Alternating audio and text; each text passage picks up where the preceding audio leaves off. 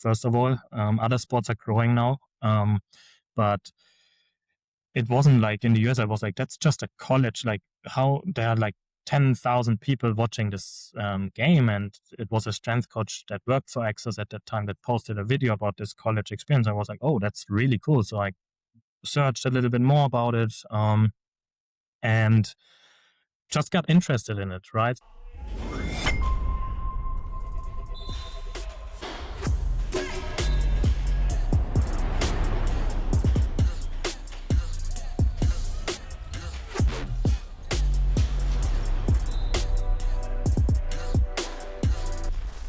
Samson Strength Coach Collective listeners.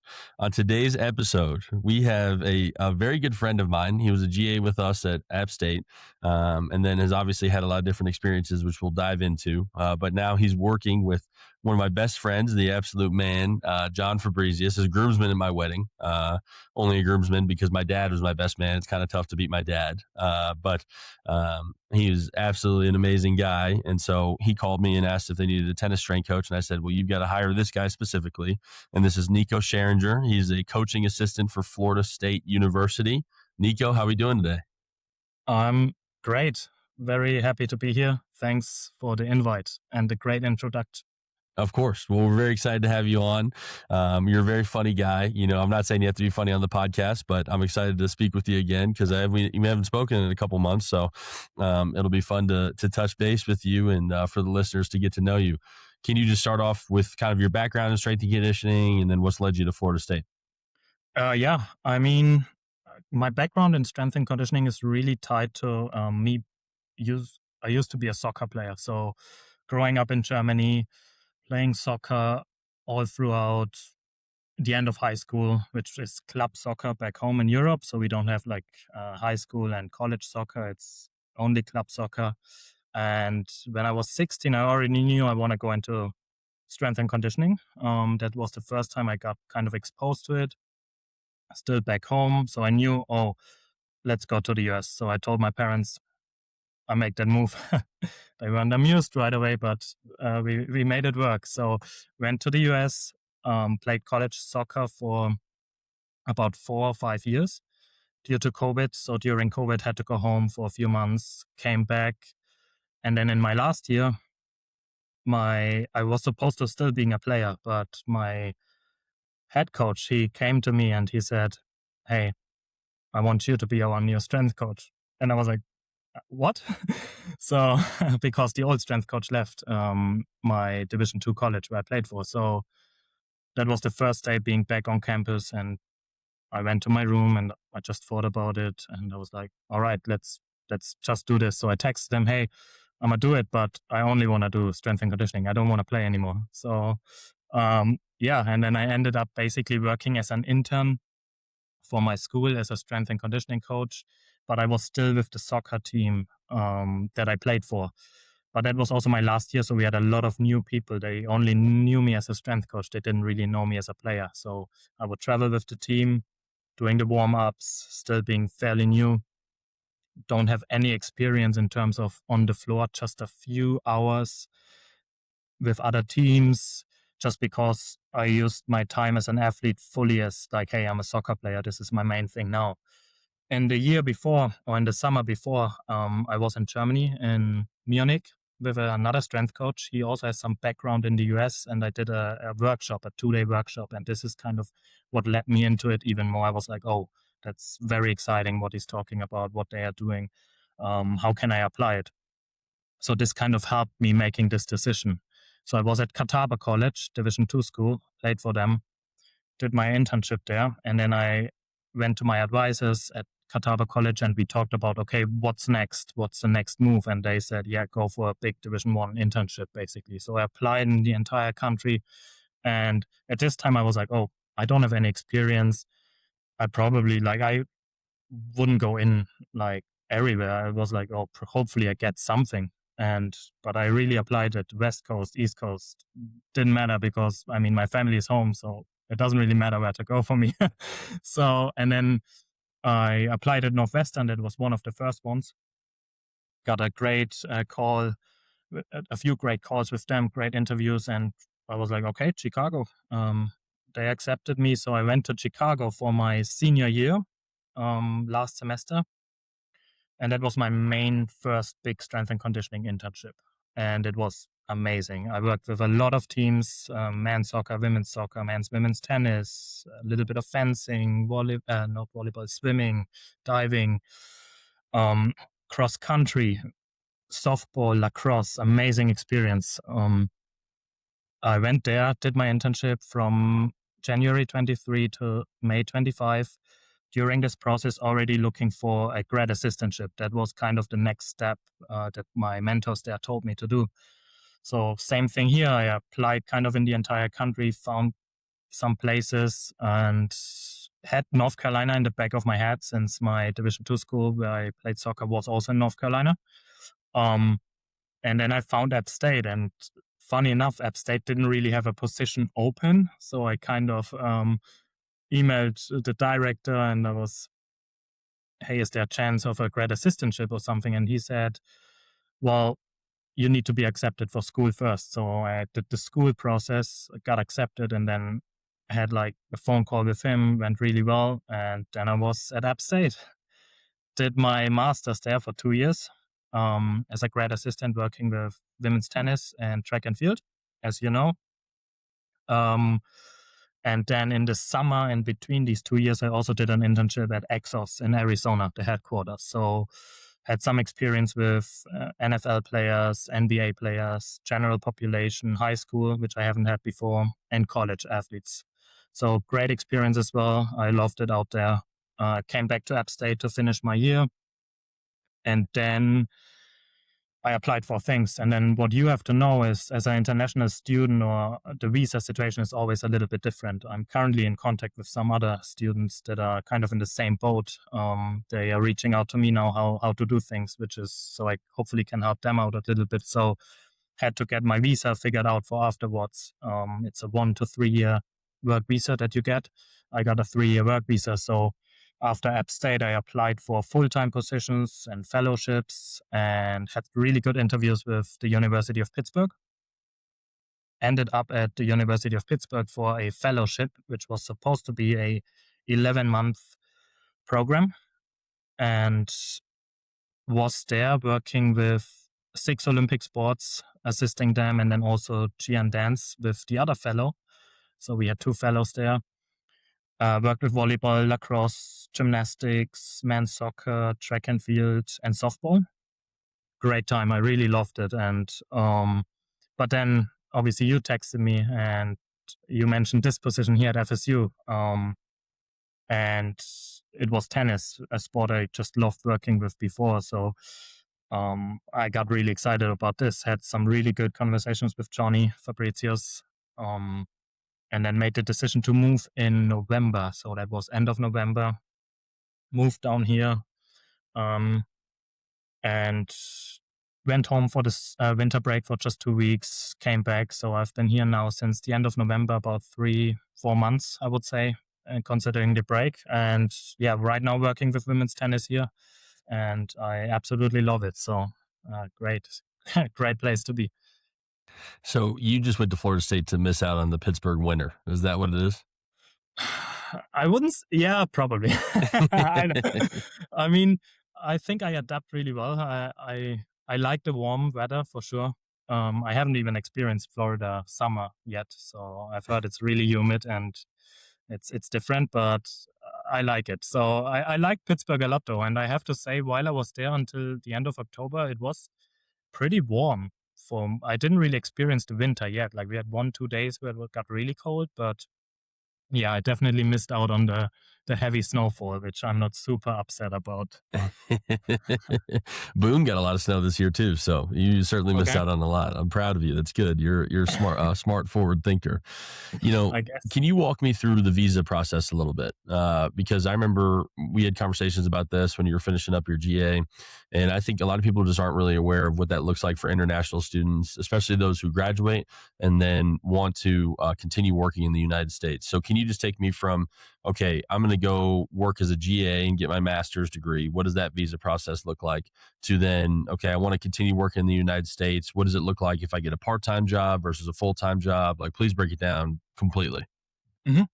Yeah. So, um, I kind of the first step is so you have a student visa, which is a F1 visa, which I had as an athlete, or you can have it without being an athlete, as college athlete, and you have this for about 5 years for your undergrad. So now I want to do my postgrad, my master's. I would get another student visa. So you reapply, and there's not too much of a issue with that, as long as you are um, enrolled in a university on campus full time. That means, though, you can only work 20 hours a week on campus. So I couldn't work at a gym, at a local gym that's not on campus. That's while you're on the student visa. So you're a little bit limited in this case, but if you did do your paperwork right, you should be good to go. Um, for me, then after this, my master's, the question was, okay, what's next? So you could do probably a PhD right away, but you again, obviously a heavy academic workload. So for me, it was, okay, I need a position. So I need to apply for a OPT, optional practical training. That means if you're a STEM major, which my exercise science or kinesiology program was considered STEM, that means I get 3 years. If you are not a STEM major, sometimes your major, it depends from school to school. Some are listed at STEM, some are not, even within exercise science. So I was fortunate; I get 3 years. So you apply, you have like an application fee, you submit all your things, and I still do this through App State. So even right now, because I did my master's at App State, it still runs through their international office. So you get the first year, you get your employment authorization document, and then after this first year, I need to reapply for the other 2 years. So you cannot get the first 3 years right away. So you need to get the first year, you reapply. Now the good thing is I can work as many hours as I want on campus or off campus. It doesn't matter. I can have several jobs. There is no real limitation except for obviously the time, 3 years. And I need to work at least 20 hours. So everything 20 hours or more is considered full time in this case. So as long as you work more than 20 hours, you're fine. And I hope I'm not missing anything on this point. So what would be next is obviously for me, I'm now in the process of doing the extension, which as long as you do your things, I cannot do it until 90 days before. So just right now, end of February, the process started. So I reached out to App State, to the international office. They sent me all the steps I need to do, some paperwork, doing some things with Johnny. He has to fill out some things. But as long as I'm on this visa, there is no sponsorship required. So whenever I apply for a full-time position, often what you see is we don't sponsor these visas at several schools or even private institutions. So I think for international applicants, what I would recommend, just get your paperwork done early and be proactive. That has helped me. And sometimes things take time with the offices. So you want to be in a good spot. It went fairly well last year for me. I applied again probably in March, 90 days before graduation, and then paperwork went through within 3 or 4 weeks. So really good. And then you're ready to go. You let them know whenever you apply. I always make sure, hey, no visa sponsorship required because I have my visa employment authorization document. So just have these things ready. After these 3 years, for me, um, I don't know yet, to be fully honest. I mean, I always plan like 2 years ahead. So after this year or after I get this next visa, I'm reaching out to App State again. Okay, what is next? There are several opportunities. You can get a work visa. Um, so someone would sponsor you. It's every school is a little different. Some schools do it, some don't. I think the biggest thing is focus on what you can control. So for me, it's like doing a good job, being respectful, um, putting in the work, and having my paperwork as much ready as possible.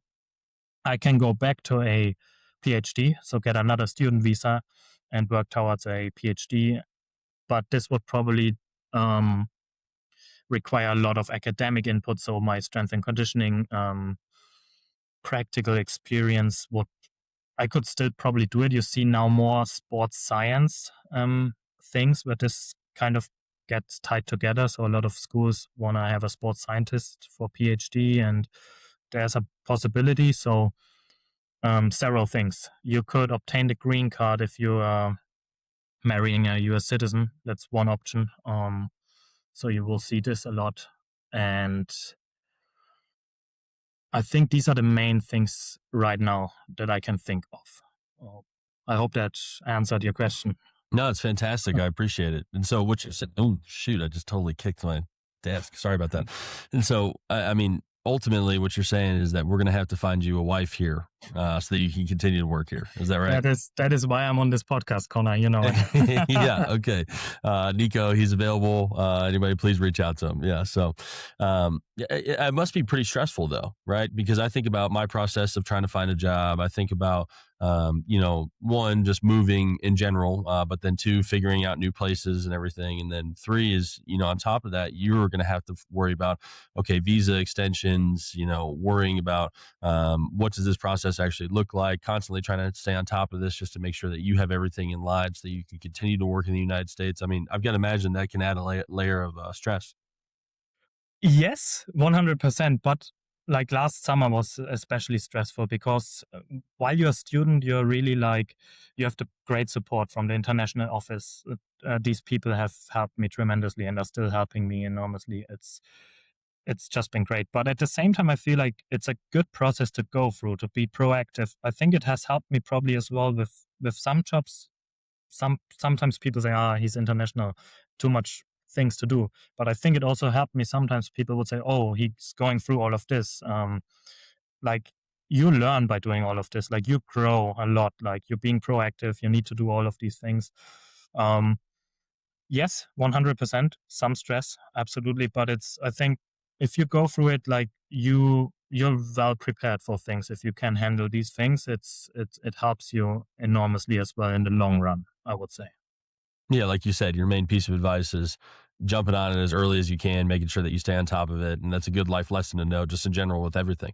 Yeah, 100%. And it's even like right now, like going through like my residency status changes for tax purposes, for example. So after 5 years, like you have to, while you're in college, they take care of most of these things. And now once you're no longer enrolled, even in the master's or bachelor's, they cannot do this for you. So you kind of have to do it yourself. So and then tax residency from Germany to USA is different. The connection for like I don't know, let's say England, USA, that might be a little different. So yeah, you learn by doing these processes. It's exciting. It's sometimes a little bit obviously annoying and stressful, 100%, but um, it's you grow as you just said. Like it's a great opportunity to just grow in life, I guess. Yeah. Yeah. Now you get to help other students who are going through the same thing. Yeah, like I have people now reaching out to me because they might have seen things through our FSU Strength Instagram. They saw, oh, he's international. So now people have texted me and they are kind of in the same process. And I try to help as much as I can. I think, again, each situation is a little bit different. So I cannot um, say, oh, this is definitely how it works. For me, I was fortunate that I get the 3 year STEM visa. It's super fortunate that the paperwork went through, that I had these mentors and stuff. So, but like, yeah, I can definitely help out just from this experience over the last few years and going through this process. And you see more and more people coming from Europe in strength and conditioning now. It's a growing field, so it's great. That could be a good side business for you. Nico's visa school and helping people out with that. It's actually funny because one of my former teammates, college soccer player, he just texted me as well recently. They opened so he's in the US still. He's from England, and two of his friends who are also my former teammates, they are based in England now. So they're starting a recruiting company. Um, just for general athletes, high school athletes in Europe. So all sports, and they want to help out bringing people over. So I'm on a call with him. I think it's gonna be today, talking about these things. So yeah, it's everything is connected nowadays. So it's interesting. It's great. It's a side business. Yeah, for sure. You're making a lot of moves. I like it, Nico. I'm glad to Yeah. see that. You just mentioned obviously that a lot of people are coming to the United States, but I'm curious first to hear about your experiences in Germany. You said when you were 16, you first were kind of exposed to strength and conditioning and decided that you wanted it to be your career. What were those experiences? What was your exposure to strength and conditioning at the time with Germany specifically? Yeah, so um, I was about 16, fully into soccer, living the soccer lifestyle, playing club soccer. And I was kind of, okay, how do I get better? I don't even know what it was the first point, but I was like probably searching the internet um, for some things. And then Exos, the company, came up. They worked with the German national team since 2006, I want to say. So the head coach for the German national team um, brought his staff over kind of from the US. And they worked with the German national team. So you saw some articles online, um, some I saw some in I think it was Facebook at that time. I saw some videos about college athletics, and I was like, whoa, like it was a college basketball game, and we don't have that back home. So back home you have the professional side, especially in Germany, professional soccer, and that's the main sport that attracts people. First of all, other sports are growing now, but it wasn't like in the US. I was like, that's just a college. Like, how there are like 10,000 people watching this game. And it was a strength coach that worked for Access at that time that posted a video about this college experience. I was like, oh, that's really cool. So I searched a little bit more about it. And just got interested in it, right? So we didn't have any like organized strength training. I did my own things a little bit based on what I read. I went to my local gym here, and then, but strength and conditioning in Europe or in Germany, especially, it's a lot different than how it is here. Just because no high school sports, no college sports, so people do a lot on their own. I would say in Germany, generally, soccer is obviously the main sport. So you go to a soccer academy and you might be exposed. If you play at the highest level, you might be exposed to some kind of strength training. I would still say it's a lot different from the US. In the US, I think the weight room, right? The weight room is a big thing. Back home, especially in soccer, it's still kind of like, coaches say, I don't want my players to lift weights. It's still like this bodybuilding mindset. They think, oh, we get too big, we get too slow. So that was my experience at that time. So I lifted a little bit. I wasn't really exposed in my high school years. Once I came to the US, I was way more exposed to this. One of the coaches that I mentioned before, his name is Chris Gampal. He's based in Munich. He worked actually in the US as well. About, I want to say right now, 20 years ago, probably. Um, no, sorry, that's a little bit too long. Sorry. It's probably 15 years ago, let's say. He worked, I know, for Florida Atlantic University basketball when he was still in his early 20s, I would say. So he kind of brought a little bit over as well in his facility in Munich. So he works now with a lot of like players coming individually to him, professional players from Bayern Munich or other um, first division soccer players in Europe come to him and they come to his facility. But usually you don't see like the team like Bayern Munich, the best soccer club in Germany. They wouldn't like have like a weight room with like 20 racks or like 16 racks that we have here at FSU and have the player do organized strength and conditioning training. You see a lot more on-field stuff. The warm-ups, speed work is a little bit of a thing.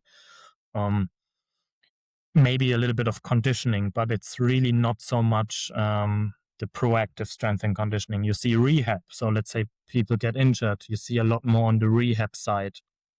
Um, but it's catching up now. You see more and more things, but it's still probably not as organized as here. And one main reason as well is the funding. So obviously here, if Florida State University puts a couple $1 million into a new weight room or staff, and that's not a thing yet in Europe, at least not consistently throughout organizations. Here and then you see it, but not as much. And this is just my soccer background. You see now more on the basketball side. You see more like former college athletes from the US, even American players coming to the European leagues. So I think this is growing. Whenever I see some things there, I see like basketball is doing a pretty good job with strength and conditioning. Football is growing a little bit, but our American football is just not obviously not comparable to the NFL or even college football. But I think there's a movement. We see a movement. It's a little slower, but yeah. I hope that kind of answered your question. Yeah, that's great. Seriously. Do you think you mentioned a little bit about the cultural aspect, right? Of the fear of the kind of bodybuilding, of strength and conditioning and worrying about getting too big. Do you think there might be a cultural barrier there as well about bringing kind of an American or United States philosophy back to Germany? So let's say if you were to come back from the United States, you move to Germany and try to open up a gym or, train specific teams, do you feel like that cultural aspect would be tough? Because I think to my time in Ireland, I went over and visited just for 10 days, but it was funny because I loved it there. I thought it was fantastic. And I told my wife, I was like, I would move here. The problem is that nobody lifts. Like I remember walking around and, everybody was relatively fit. There weren't a lot of, there was not a lot of obese people in Ireland, right? But there also, what I noticed was there was not a lot of, muscularly developed people either. It was kind of just a medium of what you see in the extremes of America. And I remember I passed one gym in Kilkenny, and I looked into it, and there was a couple machines and maybe a couple dumbbells, and they were like, "Yeah, this is the best gym we've got," And I was like, "Okay." So I would struggle. I would love to open up a gym here, but I think it would be tough to convince people to really come in and train the same way that we do in the United States. Do you think that would be a struggle trying to bring that back to Germany?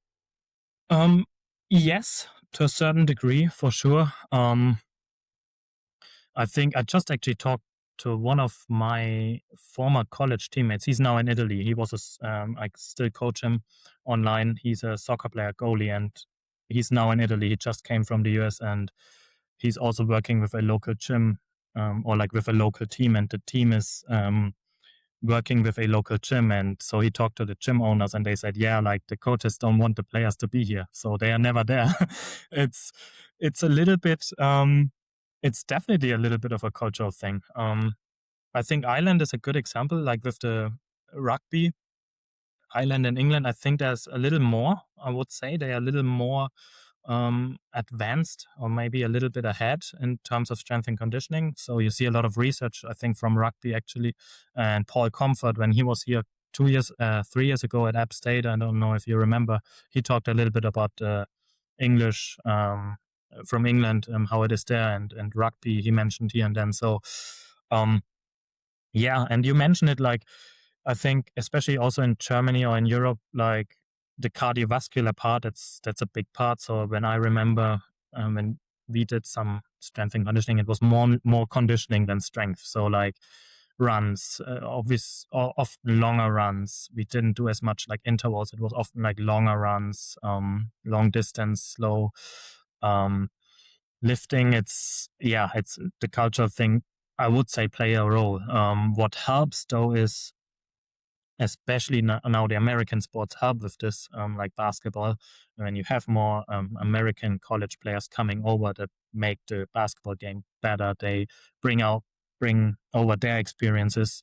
So a little bit, it would be tough to convince people. Like you see it very more on the personal side than organized side. So you get some players or athletes, but it's probably not as consistent as here in the US. It's funny you mentioned those who go and play overseas, because we had one player here who hated the weight room. And as soon as he went over to Belgium, I FaceTimed him on the first day and I was like, "How's it going?" He's like, "We don't have to lift anymore. It's awesome. We just have to run." Yeah. And I was like, "All right, well, he's not helping our case with that whatsoever." Well, No. obviously there's a big difference in what your experience was in Germany versus the United States. Is there anything that you feel like kind of the U.S. culture of strength and conditioning is missing or may not be getting right compared to some more of the things that you see on the German side? Well, I think in the US, especially if you're heavy strength and conditioning background, and especially on the Olympic side, if you work with a lot of athletes that have never been exposed to strength and conditioning, if they come from overseas, any lifting. So I think it's just important to keep this in mind, because if like we have a lot of international athletes, so I know their background, or I would sometimes assume their background before coming in. So I knew, okay, and then you talk to them and they give me their background and they haven't really lifted that much. So I think it's just important to not come in with this, oh, weight room mindset, oh, that's, we need to lift heavy, all that. Like, you need to be really adaptable. I think that's why leadership skills and emotional intelligence skills and like just personal human relationships, it's so important.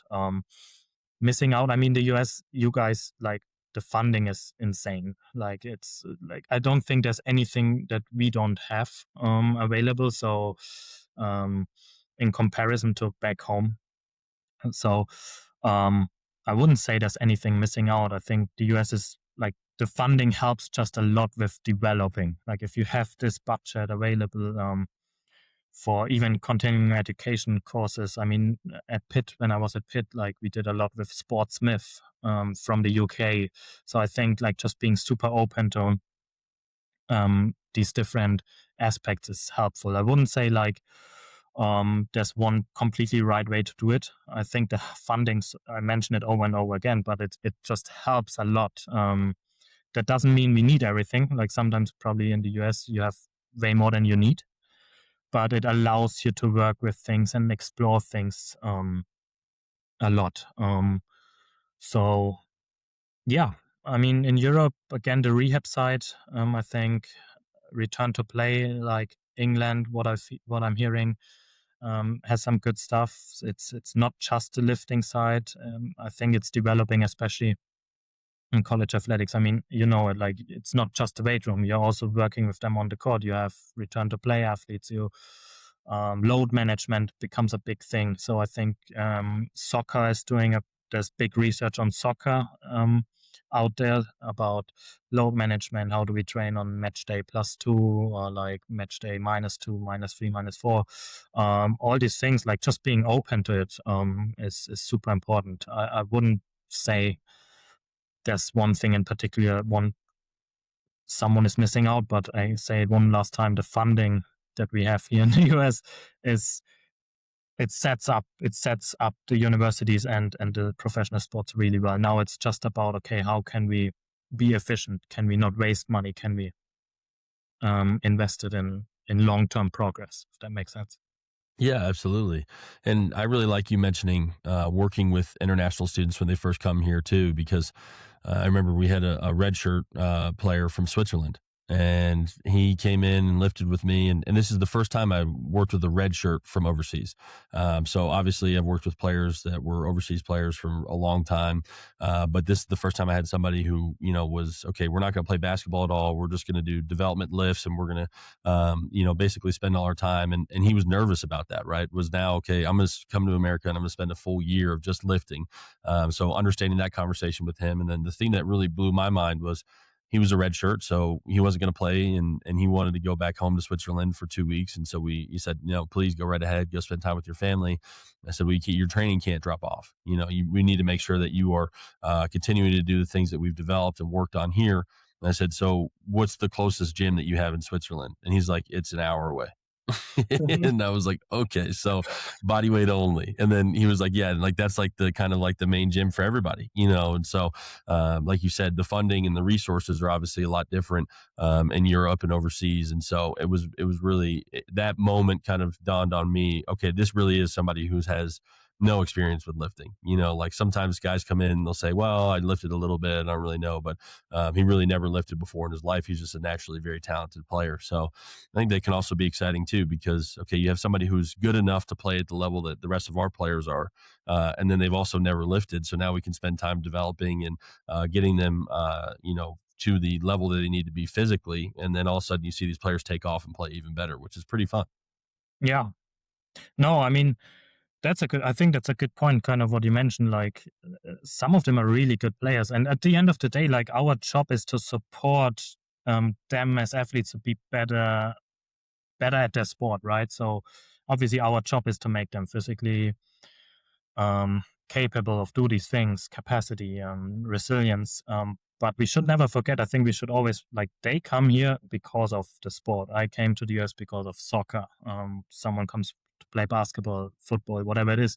We Strength and conditioning plays a really important role, but we shouldn't Um, we should give them the feeling, hey, we hear you. That's your background. We help you out. We don't. eh, You cannot compare a player from the US who has lifted 4 years in high school, has all this experience, to someone who might have never lifted before and but played a long time. So one more thing, I think the funding in Europe, it's more towards the sport. So it's like they like tactics and advancements and this kind of stuff gets more attention, especially on the, I mention it again, the soccer side, just because it's the biggest industry in sports, I would say, over there.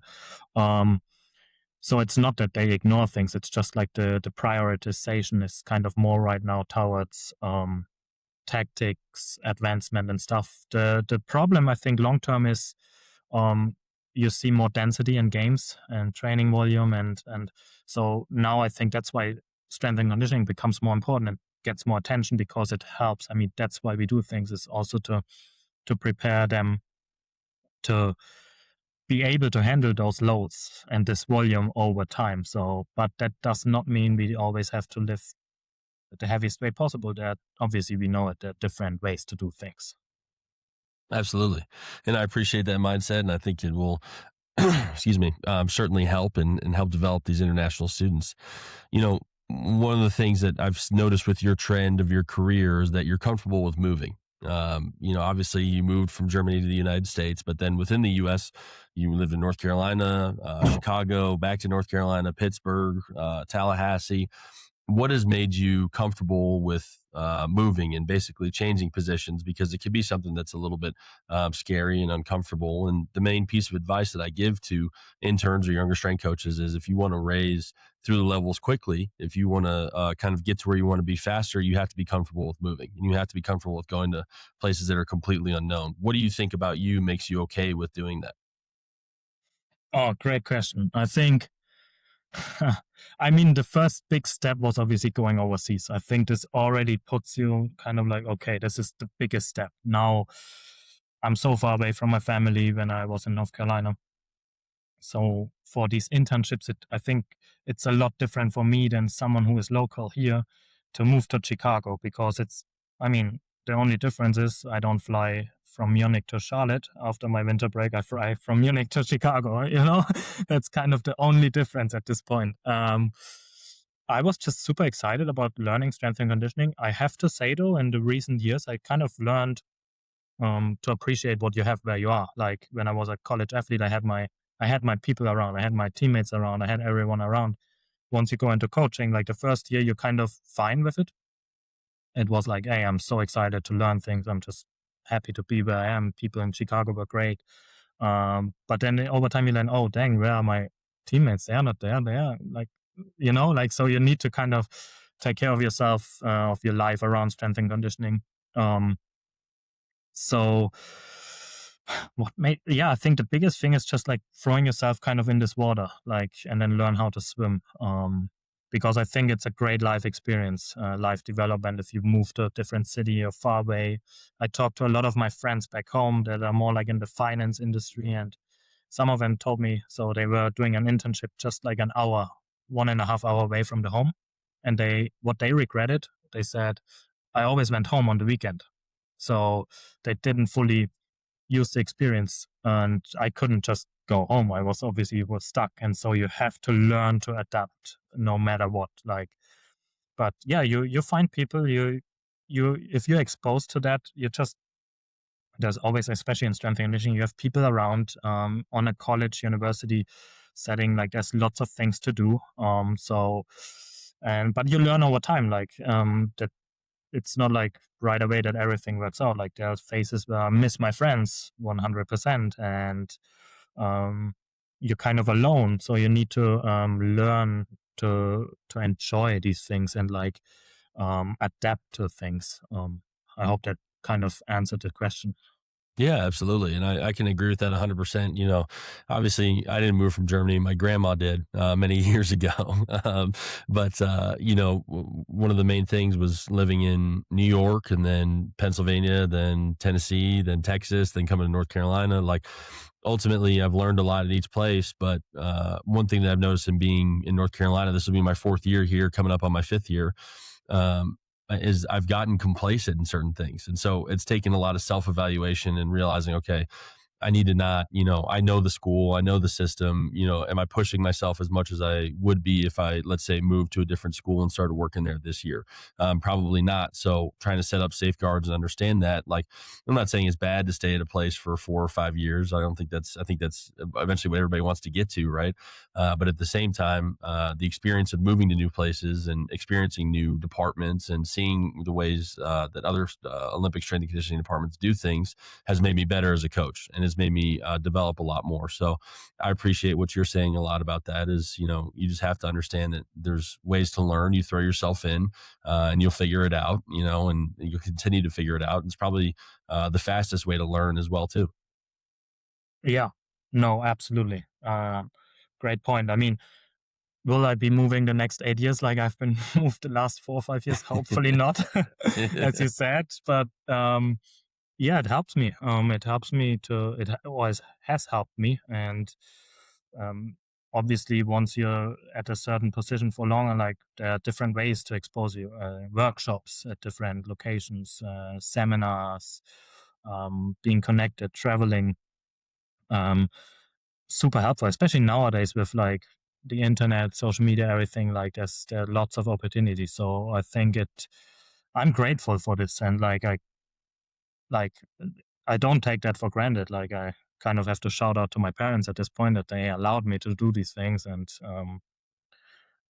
me being a little bit stubborn and like when I put something in my head, hey, I'm moving there. I'm like, there's no way I'm not moving there. But like without them, I couldn't have done this. So um, yeah, I mean, I have to say though, to defend a little bit, I was like, if you don't have family here, like it makes things also a little easier, right? Like it's because as I said before, if I'm here or there, west coast, east coast, north, south, it doesn't matter as much as if you have other responsibilities that I just didn't have. So obviously you have to always evaluate your whole situation, family, friends, whatever it is. But if I can recommend it to high school or like let's say college students, undergrad, grad, if you have the opportunity to make these moves for internship for just a few months, it's very valuable and it helps you a lot in the long run for sure. Absolutely. You also mentioned when you were a soccer player, you were offered the job as the strength and conditioning coach in your final year. But one of the things that you said, which I thought was really interesting, was that, I was just focused on being a soccer player. And so I wanted to end up basically stop playing soccer so I could just focus on being a strength and conditioning coach. The being where your feet are, the mentality of, okay, let me focus on the main thing and keep the main thing, right? Is that a mentality you try to bring everywhere that you go? Is that something that you feel like has helped you be successful in this field? Yeah, I mean, 100%. Even as a soccer player, like being a student athlete or being an athlete, soccer player, in my opinion, or in my case, was I think I should put this into consideration as a part of my strength and conditioning career, right? Because like now I can see through the lens of some of my athletes a little bit. Like I go through the same things. It might be a different sport, sure, but like um, this is something that has helped me personally. Being a student athlete, this is part of the whole experience. While in this time, I mean, I was, for example, never, as an athlete, never exposed to, let's say, Olympic lifts. Someone who wasn't an athlete, but early on when did Olympic lifting, this person might have more experience on this side. So it's like there are different ways. But for me, as being an athlete, 100% has helped me. And like when I was an athlete, this was my main thing. So keep it the main thing, focus on this, it helps me. Now as a strength coach, that was kind of for me, like focusing on two things at the same time that were such big things just didn't really work out in my mind. So I was like, okay, now I focus on strength and conditioning. So really focus on what you're doing. There's only so much you can do or put your focus on. So 100%, that has always been kind of a thing, sometimes to the too extreme. Like my mom sort of said, like, all you have is soccer in your life. Yeah, that was kind of how it was as a high school kid. But um, yeah, I think that just helps you, like being really, really digging in to whatever you do. So in different aspects of life, for sure. Do you ever see yourself going back and working with soccer again? Um, going back home, Or in the United States? and yeah, I mean, soccer is a sport. I want to be a little unbiased when I go into a sport. Like sometimes it's soccer people want to have soccer people, but I think it's good to have outside people sometimes. So um, it is kind of in the back of my head. And you never know what the future holds. Right now, I don't see myself in the near future with soccer with a full team. Um, but I mean, it's always been my sport that I played. I love watching it still. Um, so I would say yes. It's probably a thing that might happen at some point. I can't wait to call Johnny after this and tell him you said you never ever want to work with soccer again. Yeah, don't tell him. No, I won't. Obviously not. Well, Nico, thank you for everything. I have one final question for you, and this stems from our time together at App State.